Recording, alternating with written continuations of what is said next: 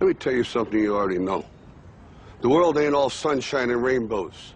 It's a very mean and nasty place, and I don't care how tough you are, it will beat you to your knees and keep you there permanently if you let it. You, me, or nobody is gonna hit as hard as life. But it ain't about how hard you hit. It's about how hard you can get hit and keep moving forward. How much you can take and keep moving forward. That's how winning is done. Now, if you know what you're worth, now go out and get what you're worth. But you gotta be willing to take the hits and not pointing fingers saying you ain't where you wanna be because of him or her or anybody. Cowards do that, and that ain't you. You're better than that. I know this ain't what you're asking, but you got me wound up now. I drank some of that Monster. I'm all wound up, and I'm gonna say some things and get it off my chest and move on. It may not be what you want.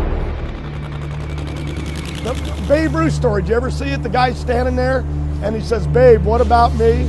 And Babe dropped the bat and said, "It's your turn, kid. That time will come someday." And that scares me to death. Can you understand that?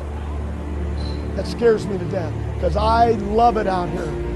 I'm 66 years old, okay? But as long as I can pass the physical, and as long as I can be out here, I'm going to do this. There will not be a final tour for me. If it's going to be a final tour, it's because I leave the racetrack and I never come back again. The tours are to say goodbye. I'm not saying goodbye. I got nowhere to go. You get it? Nowhere to go. You know what I'm saying? I'm so used to hotels, that's my home. I'm so used to the racetrack. When I get here, I feel like I came home. My grandchildren are here. This is 50 years of Funny Car. I helped build Funny Car, just like Bernome, Beetle, Bernstein, McEwen, so many others. I was part of that. When some young kid, some young gun, you've seen it in the movies, they go up to the old cowboy and like, you know what? Let's fight and whip you, then I become the man. And that's what this game's all about. It's that way in politics, it's that way in everything that you do in life. What makes a champion is somebody that lives it 7 days a week, 24 hours. You sleep and dream it. And I heard all the stories from all these young kids coming up, what they go through and all that stuff, and I appreciate that, but I know how I did it, and I've got the most wins. You know what I mean? Now, did I surround myself with great people? Was I a whole bunch lucky? Probably. Okay, but in the last over 4 decades, you know what I mean? We're talking 40 years I've been out here, but in the last 25 years, a champion, I didn't win just one. I won 16. We won 18 as a team. And why? Because we lived it. Okay? In 1990, I won. 91, I won. In 92, I lost to Cruz Petragon. Beat the shit out of me. And I knew right there. Okay, and everybody was telling me, well, you've had your run, you've had 2. Joe Amato won 4, 5, 6. Why me? Because that's the way it is. It's over. Well, I don't accept that. You know what I'm saying? I don't accept it's over. Nobody tells me my destiny. And a champion is a guy that wants it every day. But I don't do it just to be a champion.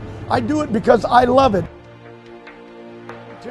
They told me it was over. Cruz beat me. I came back in 93. And what did I do? I won 10 straight. Let them see if they can ever match that. They crashed me and broke my arms and legs, and I still came back, won 2 more championships. Then they took my money away. Okay? I still had good funding, but I was 50 cents on the dollar of where I was. So we threw last year in the trash and said, we're going to do the best we can, but we're going to learn everything we can. We're going to train new kids. That's what we're going to do. And now it's 2016. And now I got my money back. And that makes me vicious. That makes me mean. I'm back where I need to be. And then somebody wants to come over and feel sorry for me. That's the worst thing you can do for John Force, is feel sorry for me, because I'm coming. And let me tell you something else. All them people down that road, they're all catching up to me in age. And a guy said to me when I made that statement to one of my people, he said, yeah, but you're getting older just like them. Nah, I should have been done already. I should have been finished 10, 15 years ago. With what I know, my knowledge, and where I'm going, and taking true grit with me. I'm just like the Duke. I'm gonna fight this thing because I fought it coming up and I survived, and I'm going to fight it going down. I'm going to fight this thing to the end. And win or lose, I'm going to be a pain in their asses. I'm going to fight them every day, because what I'm going to do is I'm going to drive them, the ones that beat me, and I'm either going to beat them or I'm going to make them a whole lot better. I got well again. Let me tell you something. I joke, when I'm in this fire suit, I'm 20 years old. I'm Superman. I'm a kid. That's all great talk. Inside, okay, at my best day, I was never Superman. But I love what I did. And you know why? Because that race car does the running for me. When someone wants to talk to me, and I love every one of these drivers, I don't even know some top fuel funny car, I love them all. They want me to go out and badmouth them, beat them up, do that. I'm not going to. And so when them young kids come over to me and say things to me, they don't mean, they're not hurting my feelings. They're not making me mad.